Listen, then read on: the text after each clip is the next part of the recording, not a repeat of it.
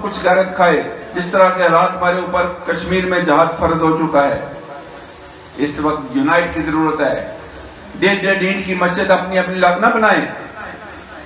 میں پاکستان تحریک انصاف کی طرف سے اپنے دوستوں کے مشورے سے اگر میرٹ پہ سمجھیں تو میں اس بچے کو, میرا امر ظہیر کو سڑکوں پر چیختا ہوا دیکھتا ہوں, قاتل روڈ کے نام سے سیاپے کرتا ہوا دیکھتا ہوں.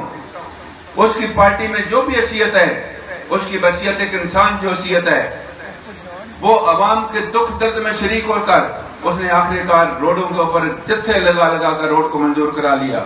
اور اس طرح کا بچہ جو آپ کے سامنے کام کرنے والا ہے, آپ کی کاج کے لیے لڑنے والا ہے, جہاد کے نعرے لگانے والا ہے.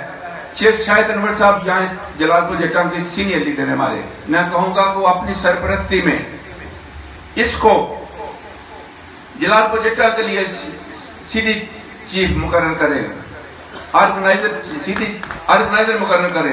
اور اگر اس بچے نے کبھی کام نہ کیا تو میں آپ کے سامنے اس کا جواب دوں گا. مجھے پتا ہے اس کے خون کے اندر اتنی حدت ہے, اتنا اس کا حوصلہ ہے کہ میدان میں لڑنے والا ہے. تو پھر افسر ہمارے پاس سارے موجود ہیں, لیکن ہمارے فی الحال اس نے جو کام کیا میں اس کو ریوارڈ کے طور پر سمجھتا ہوں. پاکستان تحریک انصاف کے سینئر رہنما یہاں سارے بیٹھے ہوئے, ورکر بیٹھے ہوئے, اور پاکستان کا خون رکھنے والے لوگ بیٹھے ہوئے. یہ بچہ ملک سے پیار کرتا ہے, اس کو ایک موقع دے, انشاءاللہ اپنے قدموں میں جگہ